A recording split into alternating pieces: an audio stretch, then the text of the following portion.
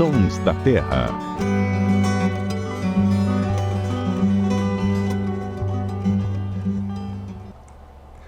Oi, tudo bem? Oi, pessoal, tudo bom? Tá começando mais um Sons da Terra e hoje a Nanda vem em homenagem Todo podcast eu venho em homenagem, né? Não foi de propósito, mas tá dando valendo, certo, né? tá valendo. Para falar dessa espécie tão popular que é a andorinha azul, Ananda. Azul. Pra nós é andorinha azul, né? Se você pegar no exterior, ela é conhecida de outra forma, né? Como roxa, né? Purple Martin, aí é o nome popular. E tem 3 subespécies, né?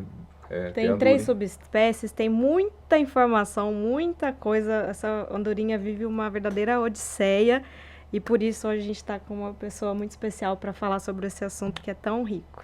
É a Clarissa Santos, pesquisadora de doutorado da USP e organizadora do projeto Andorinha Azul. Seja muito bem-vinda, Clarissa. E explica pra gente, né? Fala um pouquinho dessa espécie que todo mundo conhece. A gente tá brincando aqui nos bastidores, ainda com o Léo, que é o nosso cinegrafista, editor, tudo. E a gente tá brincando que o sabiá é um dos mais conhecidos, mas a andorinha tá ali com ele, né? É bem conhecida, né? O Brasil inteiro conhece essa espécie.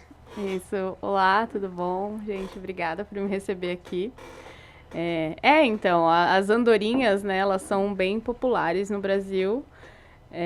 Nós temos 17 espécies de andorinhas. A maior parte é migratória, acho que 8 espécies são migratórias. 12 espécies são migratórias. E a andorinha azul é uma delas, né? Que está no Brasil inteiro, quando vem para cá, né? Quando migra para cá na primavera e no verão. E entre todas as outras espécies, né, ela tá nesse imaginário das pessoas, de que ela traz a chuva, de que ela faz o verão. Já diria trio Parada Dura, né? Exatamente. E é isso, a gente quis começar a entender melhor a dinâmica dessa espécie aqui nessa metade do ano, né, quando ela tá aqui no país, e que já tem bastante interação com as pessoas, né, como nas músicas, né, no imaginário popular. Não, é que a gente falou, né, andorinha azul, né, se a gente pegar, a Clarissa explicou aí que a gente tem uma diversidade, o Brasil tem uma diversidade muito grande de andorinhas, e muitas delas têm a tonalidade azul, né, mas essa especificamente que a gente está falando hoje, essas, né, porque como você adiantou, tem 3 subespécies aí, então 3 tipos que a gente pode considerar, assim, de andorinha azul, ela é bem... tem essa coloração, não é fácil de identificar, né, Clarissa, mas eu acho que uma curiosidade é que, por exemplo, macho e fêmea são diferentes, né, isso a gente pode distinguir macho e fêmea, o que você pode dar de informação pra gente em relação a isso? Isso, é o que a gente chama de dimorfismo sexual, né, quando... Essa imagem que a gente tá vendo. Isso, então o macho, ele é completamente azul, né, o macho adulto, quando ele atinge a maturidade, e a fêmea, ela tem as costas azuis, o peito varia do branco pro cinza, né? Vai ficando um pouco mais escuro. E aí ela tem essa testa manchada, essa testa com essa manchinha branca, alguns detalhes que ajuda a gente a diferenciar. Mas, por exemplo, para uma pessoa que não conhece as espécies e não... Pode considerar tudo andorinha azul. Ou considerar outras, né? A andorinha grande é muito parecida com a fêmea. Às vezes as pessoas mandam registro de andorinha pequena, que é bem diferente, né? Mas... De novo, se você não se atentar a uns detalhezinhos, vai parecer tudo igual, mas o azul ele é presente bastante nas andorinhas, né? E o jovem da espécie é mais próximo à fêmea. Isso, o jovem parece mais com a fêmea. Aí ele fica até os 2 anos, mais ou menos, com o peito mais claro. E aí no segundo ano começa a aparecer umas manchas azuis no peito e no terceiro ano ele completa a plumagem toda azul. E para quem está chegando à observação de aves agora, o macho sempre, a tendência é que ele seja sempre mais colorido, né? Tem mais cor mais nas chamativo, Isso é um resultado, né, do que a gente chama de seleção sexual, né? Então, os machos, para atrair as fêmeas, eles têm cores mais extravagantes, eles são mais chamativos, né? Agora me veio a cabeça, não está no roteiro, as andorinhas do rio que a gente é tudo parente do... Elas são da mesma família, né? Todas são Hirundinidae, que a gente fala que é a família das andorinhas. E aí, dentro dessa família, tem os gêneros diferentes, né? Então, as do rio e a de sobre branco são taxinetas. Então, é taxineta, albiventre e a de sobre branco eu esqueci. A andorinha azul, elas são prógnes, que aí é o gênero que tem maior diversidade de espécies aqui no Brasil. Então, a gente tem a Progne subis, que é a andorinha azul. A Progne calíbia é a andorinha grande, que é a mais comum, acho, né, de se ver em casa. Era a andorinha grande doméstica, né, agora é só a andorinha grande. E é a que faz ninhos nos telhados. E aí tem a andorinha pequena, que é Pigochelidon. Então tem essas diferenciações que vêm a partir de ramificações evolutivas. Mas elas são da mesma família, que a gente chama, né? Que a andorinha do rio a gente vê muito, né? O Terra mostra muito, né? Recente a gente mostrou um programa da semana passada, inclusive, né? Que tinha companheira dos pescadores. Companheira dos pescadores, né? E a andorinha azul, vocês têm esse projeto, né? Mas queria que você falasse um pouquinho da preocupação do projeto de vocês também, né? É claro, descobrir mais sobre a espécie, mas também proteger a espécie, né? Isso, exatamente. A gente, para conseguir proteger, né, a gente precisa entender as dinâmicas, as necessidades, onde que ela está, quando ela está aqui no Brasil. Então, foi a partir dessas perguntas que o projeto surge, né? Ela, como a gente falou, ela é migratória, então ela reproduz na América do Norte, no México, Canadá e Estados Unidos. E esses pontinhos aí são andorinhas. Milhares.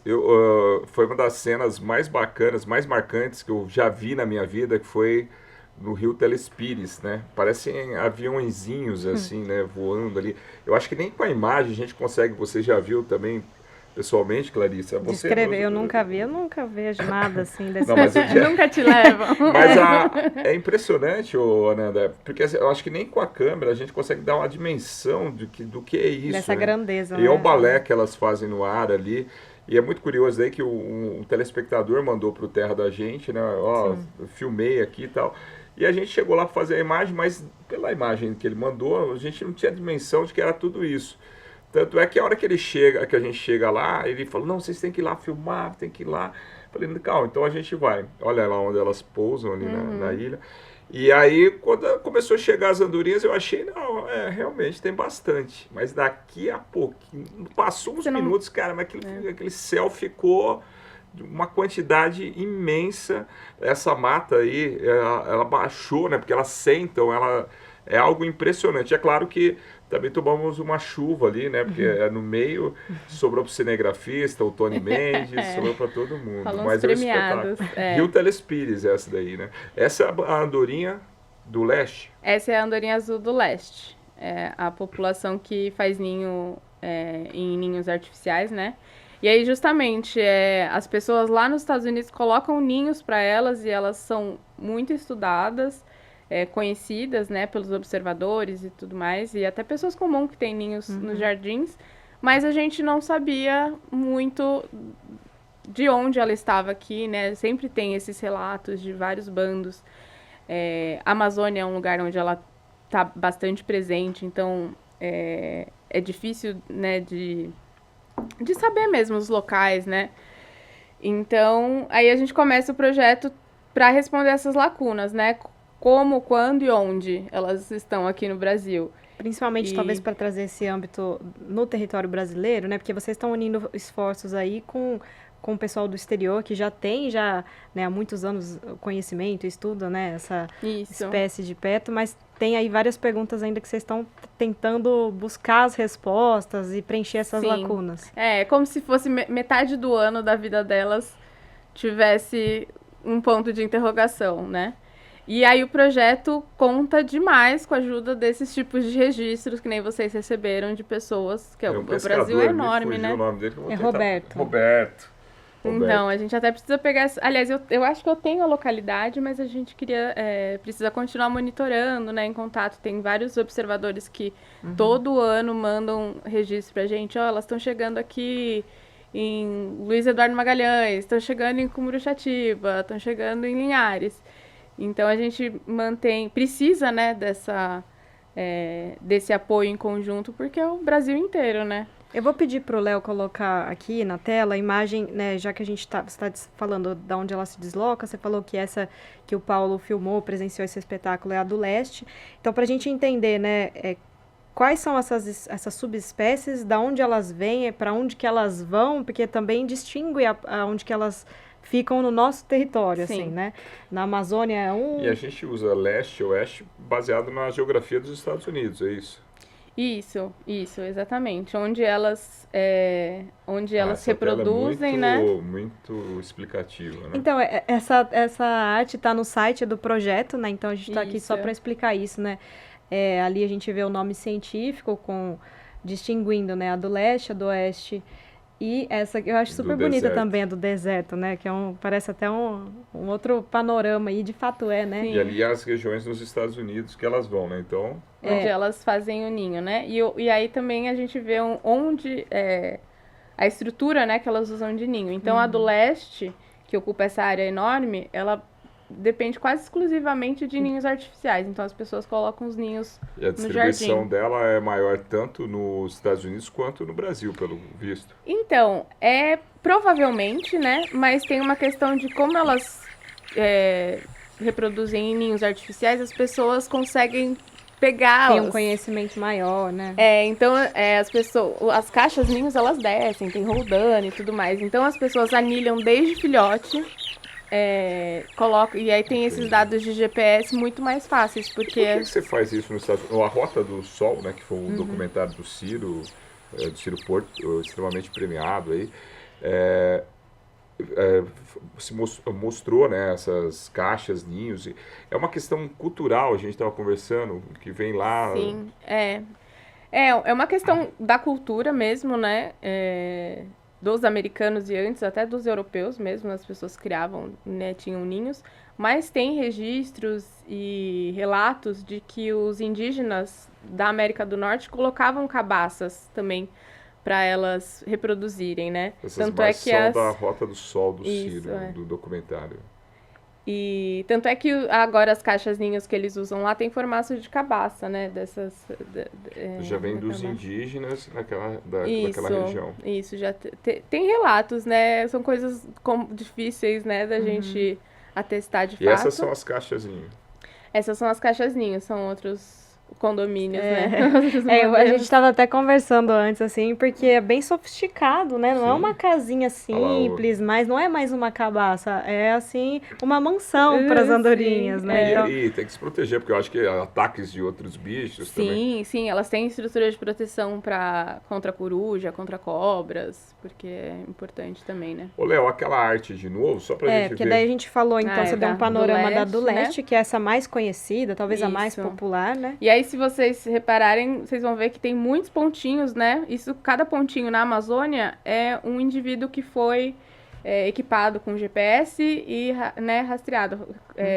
Rastrearam a viagem de vinda e de volta. E aí nós estamos falando de pontos, esses pontinhos são bandos, né? A gente, como diria, uma andorinha só não faz verão. A gente pode elas considerar sempre mais de são uma. juntas, com certeza são mais de uma. Mas aqui, então, acho interessante isso que você estava explicando, né?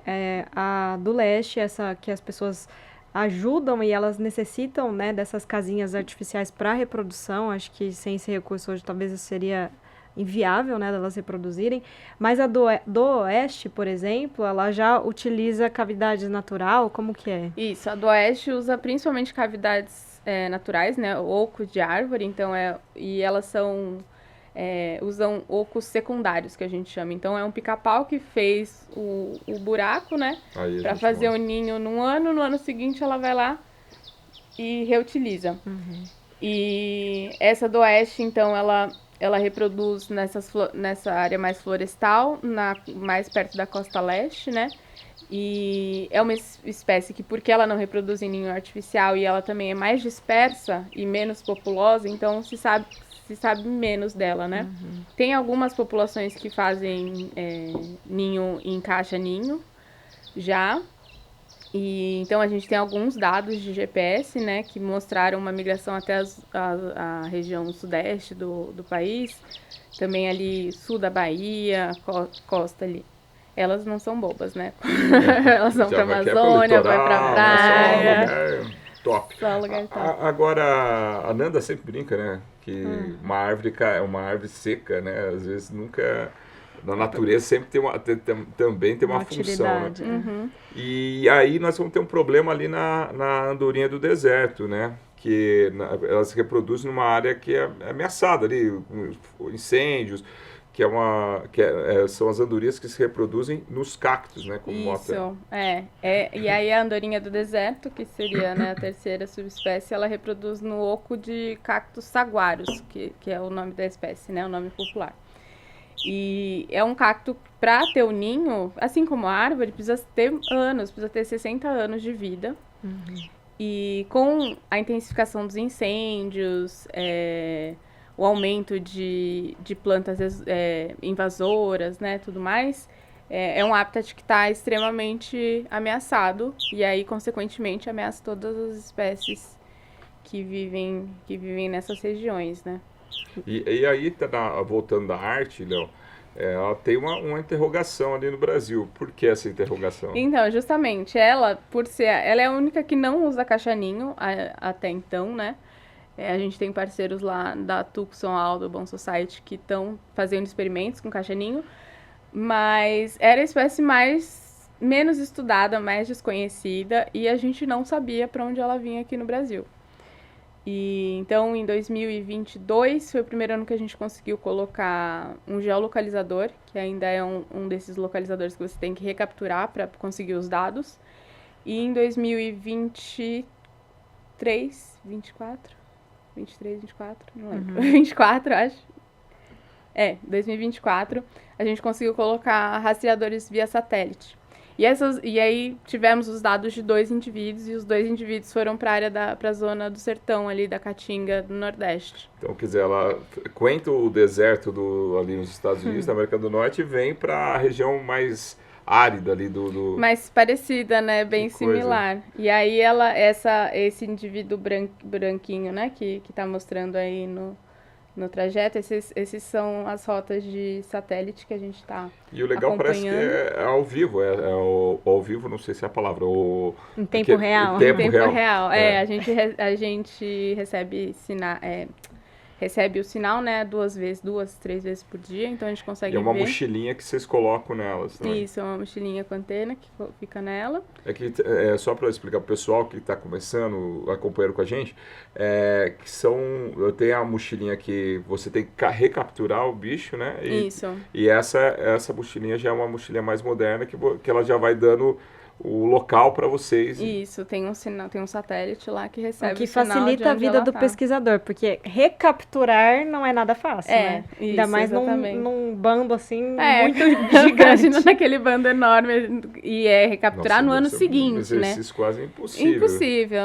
Impossível. E sempre é bom explicar, né? Porque essas mochilinhas, elas têm todo um aparato, né, tecnológico, mas também com a preocupação de não incomodar a vida do bicho, né? Isso, são todos dispositivos que já foram testados, né, que tanto órgãos americanos e órgãos brasileiros, né, aqui a gente tem o CEMAV, estão de acordo com as especificações, né, que se sabe que não causam efeitos negativos nos Até o animais, peso dela tem que ser proporcional. Isso, tem né? que ser um peso proporcional, não pode ultrapassar 5% do peso da ave.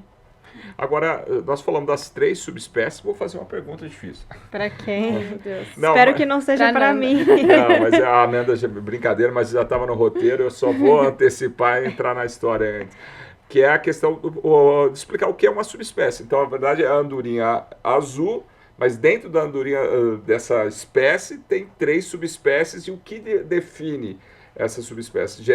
A genética, os locais onde elas vivem, como que é? Então, a subespécie, ela seria uma subdivisão da espécie, né? Então, dentro da taxonomia, tem lá família, ordem, gênero, e aí a gente chega em espécie, e aí, dependendo do organismo, né, da espécie, você pode ter populações que são tão separadas que não tem nenhuma chance delas se reproduzirem entre si, e elas já começaram a desenvolver comportamentos diferentes. Mas ainda é a mesma espécie. Ainda é a mesma espécie. E aí pode ser que é a mesma espécie porque ainda é e vai separar, ou pode ser que é porque dentro da nossa convenção, né, ornitológica, ninguém foi lá e olhou detalhadamente todos os parâmetros para falar, podemos dividir em 2 espécies. Aí, nesse caso, elas estão isoladas geograficamente, que a gente sabe na área reprodutiva, né, então na América do Norte. A gente tem um indício de que no Brasil também. E elas também têm comportamentos diferentes para reproduzir. E tem alguns aspectos físicos mesmo, né, morfológicos, que são muito sutis, mas de tamanho que a gente consegue identificar em cada uma delas. Então Você seria estava por falando isso. na questão da vocalização também. Tem sotaque a andorinha? Tem sotaque, e aí a gente consegue ver bem, a do leste é bastante diferente, a frequência e a nota mesmo, né? O leste que é tipo o nosso R aqui, de Piracicaba, é mais caipira. E aí do oeste do deserto é um pouco mais similar, mas mesmo assim ainda dá pra ver a diferença, assim. Mas em termos de plumagem, não. De plumagem é muito sutil, muito, muito, muito sutil. Acho que a do oeste é um pouco mais clara, a fêmea. E o tamanho também, a do deserto, é um pouco menor. Mas é muito sutil, assim, e aí sobrepõe. E isso é baseado num artigo de 1967, quando separou a do oeste. Já tinha a do deserto e a do leste, e aí criaram, né, essa separação do oeste. E essa migração, Ananda, é curiosa também, porque o Luciano sempre brinca, né? Que uma ave migratória, ela nunca conheceu o inverno, frio, né? O inverno, né? No caso da andorinha é assim, né? Ela tá sempre se deslocando aí, né? Saindo, fugindo do frio e aproveitando os verões, Gosta vamos de dizer praia, assim. né? verões. Em busca dos insetos, enfim, acho Gosta que de calor.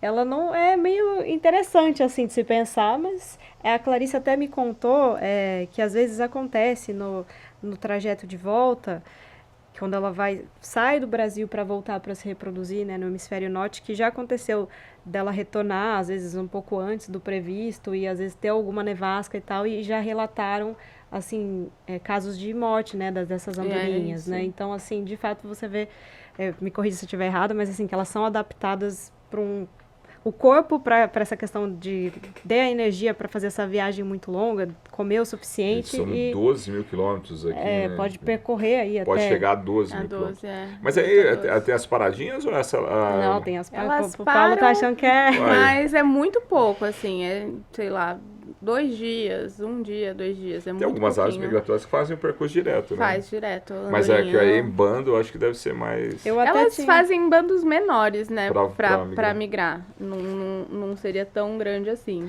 E aí elas se encontram aqui no Brasil, falam, vamos passar férias lá. Cada uma faz uma rota, cada uma vai no seu tempo e chega todo mundo junto. E é interessante pensar também, né, que assim, a gente fala, ela viaja, percorre toda essa quilometragem, né, que para uma ave é muito doido você pensar que uma ave de 20 centímetros, com o tamanho que ela tem, conseguir percorrer tudo isso, e não é assim, acho que não é uma viagem só de contemplação, vamos curtir o verão e etc, né?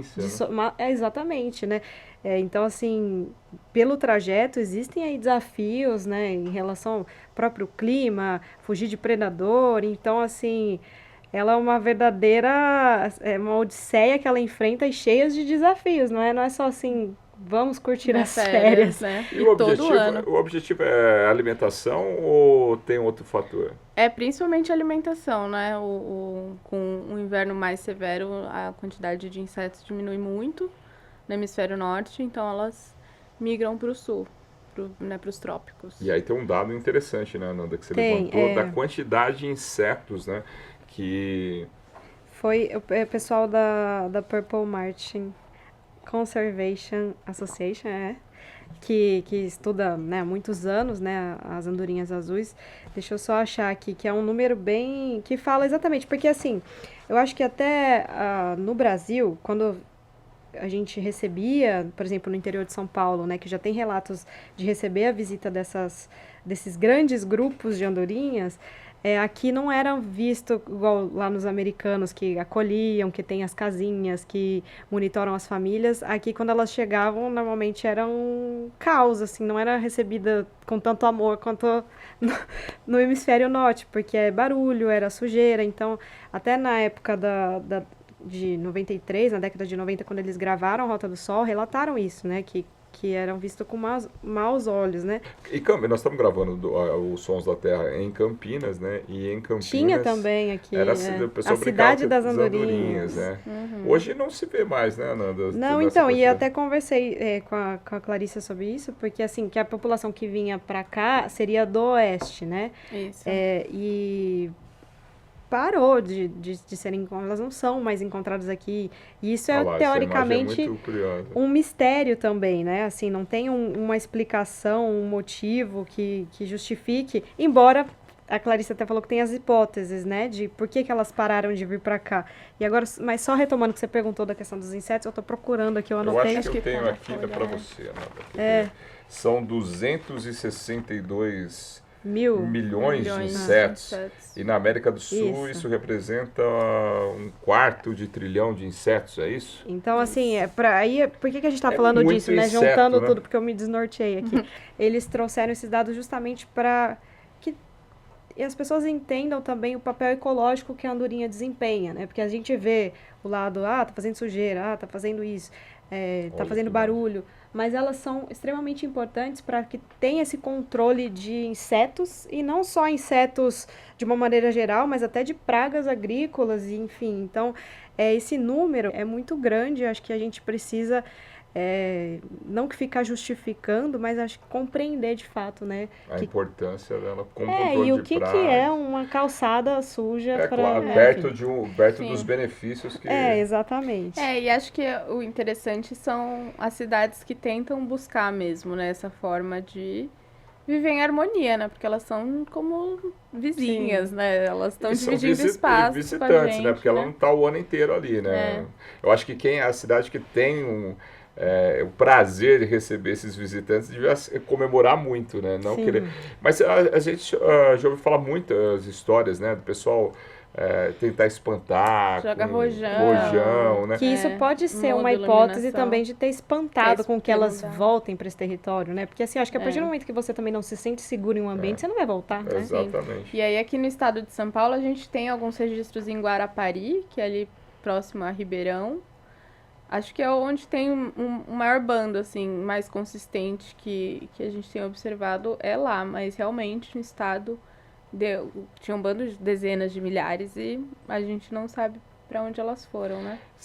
A quantidade, a gente estava comentando aqui fora nos bastidores, a quantidade de insetos que diminuiu também no Brasil, né?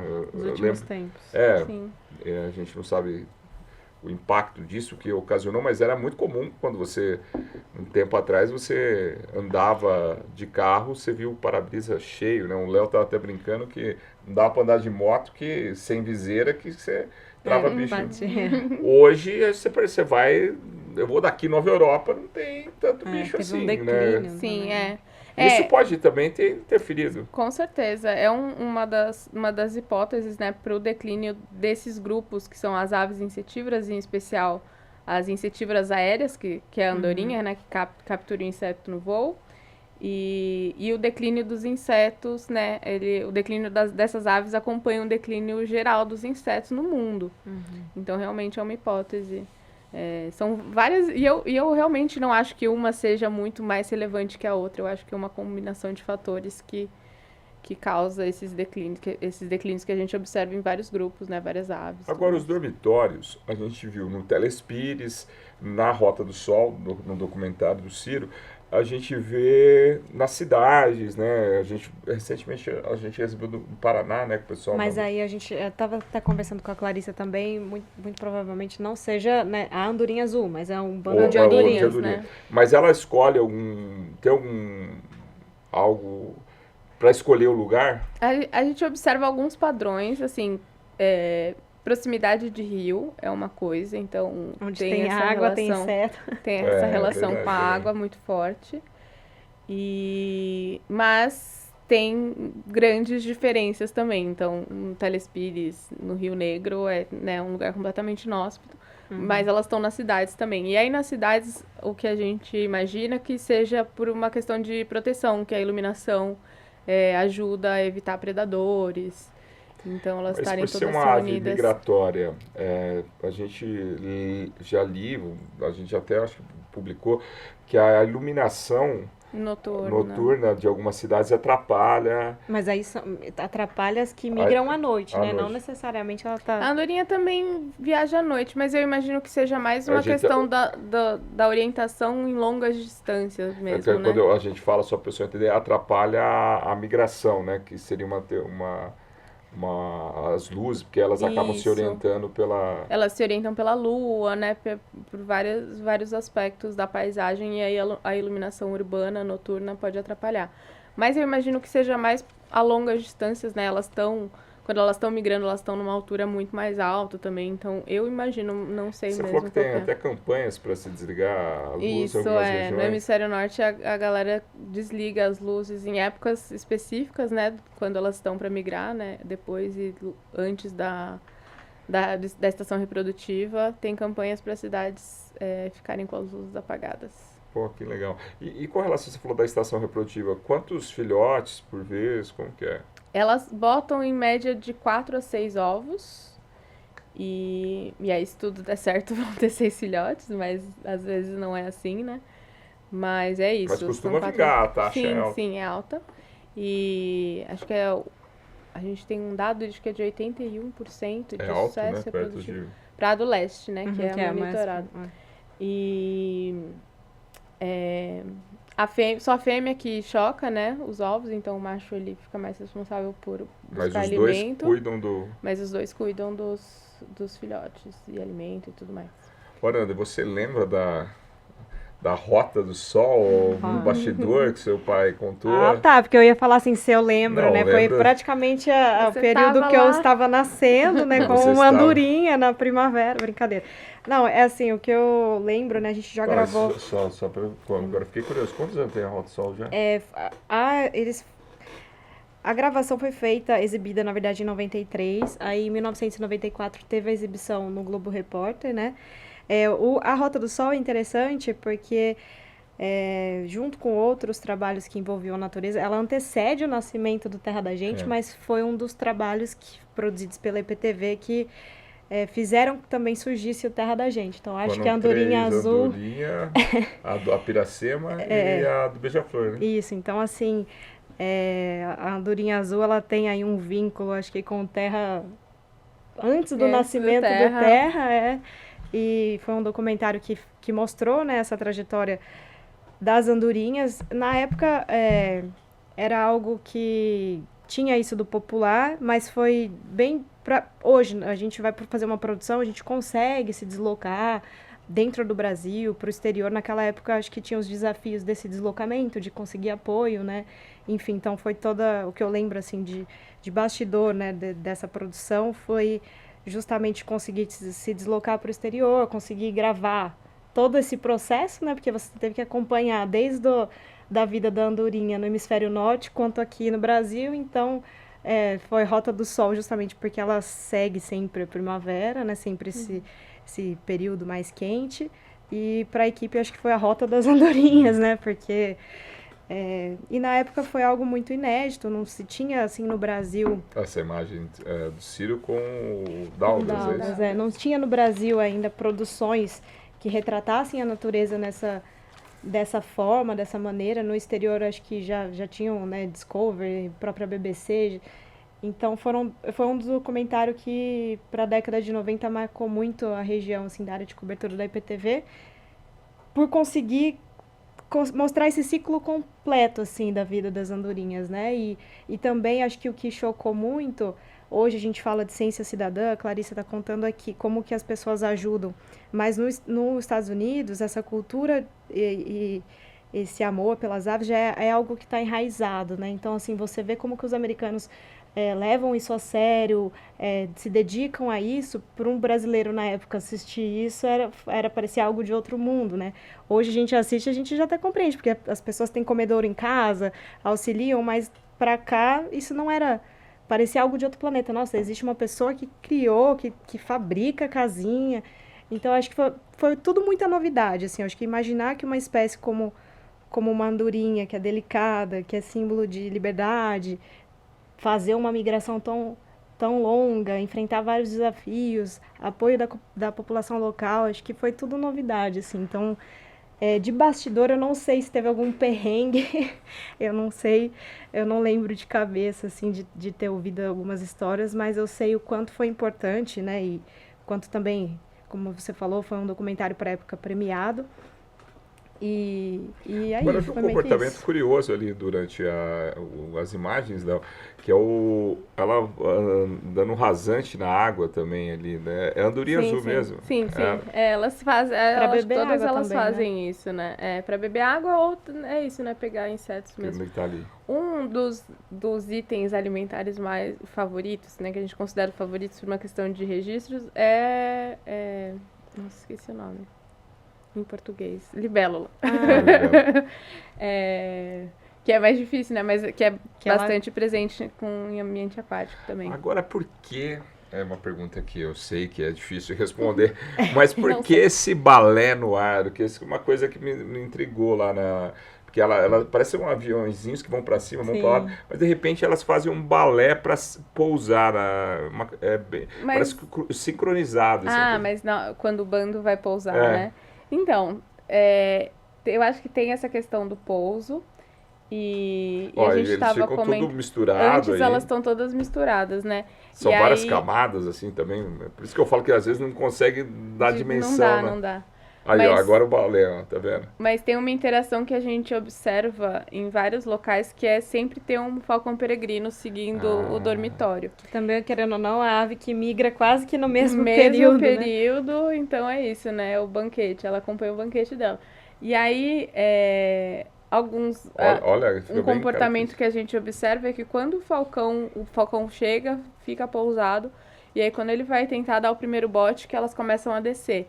Então, acho que elas estarem coreografadas é uma De se forma fortalecer também, né? de fortalecer e evitar. É a verdadeira delas serem união faz a predadas. A união força. faz a força. Eu acho que elas vão. É. E aí vão indo em grupos, né? E aí até você escuta o barulho, assim, do vento Sim, que elas sim. fazem, né?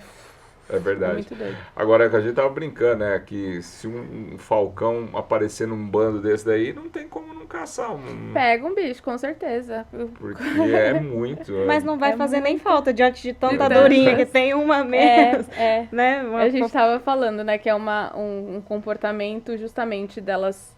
Se elas estão em tantos indivíduos juntos, tem um número tão grande, a chance de eu ser predada é menor, porque tem um monte. Sim. Mas, ao mesmo tempo, o peregrino que tá vendo lá um bando de milhares, a chance dele conseguir pelo menos uma também é grande, É né? grande, é. Agora, a gente viu também lavando lá.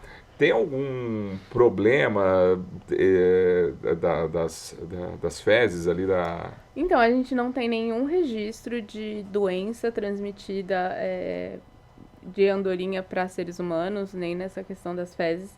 É claro que tem um mal-estar, né? Eu acho que qualidade de vida também faz parte da saúde, né? Então, se você tá andando na cidade e tá um cheiro forte de fezes de pássaro, no sol, aí chove, sol, né? Ainda é verão. Mas, assim, doença mesmo, não tem nenhum registro que a gente saiba. Você falou que você comentando que vocês têm até parcerias com algumas empresas, né, para ajudar Isso. prefeituras. A orientação é sempre limpar, né? Isso, tem várias prefeituras que limpam, né, que se responsabilizam. No Espírito Santo, que é onde a gente tem monitorado mais de perto. Em Guarapari, a prefeitura limpa todo dia a Praia do Morro. E lá em Linhares, a gente conseguiu conversar com a Eco 101, que é responsável pelo trecho da BR onde as andorinhas dormem. E eles também estavam fazendo a limpeza periódica, né? Por uma questão de tentar viver em harmonia, né? A Ananda estava comentando, né, de que ela é amada nos Estados Unidos, mas tem um período específico, que é antes da migração, que elas fazem também esses bandos lá. E algumas cidades tentam formas, né, de de evitar. Então, cobrir área com tela, tem cidade que contrata falcoeiro para ter um falcão lá sempre. E aí passa 2, 3, 4 noites o falcão lá, elas param de ir lá. Então tem alternativas. Formas alternativas. Isso. Realmente não é fácil ser andorinha, né? Tem que viajar bastante, fugir. Às vezes o pessoal fica lá espantando. Não é fácil a vida de andorinha.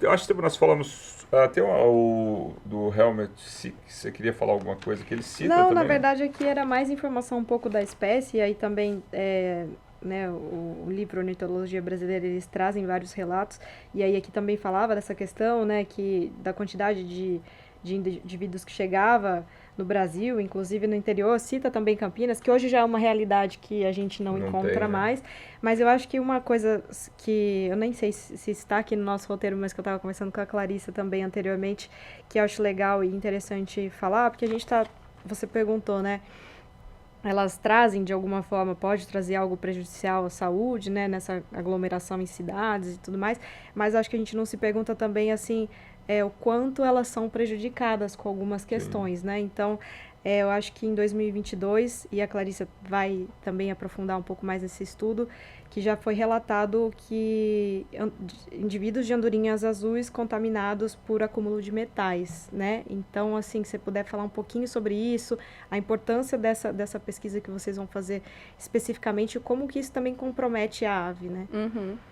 Sim, desde 2002, desde 2019, né, a gente tem esse enfoque, né, em estudar a contaminação por vários... A ideia é utilizar vários contaminantes. A gente está, por enquanto, no mercúrio, que é um metal de interesse porque ele não é essencial, então a gente não precisa de metal no nosso corpo, como a gente precisa de ferro, outras coisas, outros metais.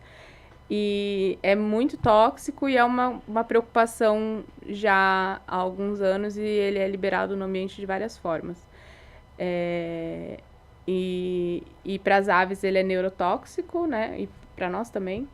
E ele é considerado um disruptor endócrino. Isso quer dizer que ele atrapalha na produção de hormônios. E hormônio é o que a gente precisa para regular absolutamente tudo, né? Uhum. E todos os seres vivos.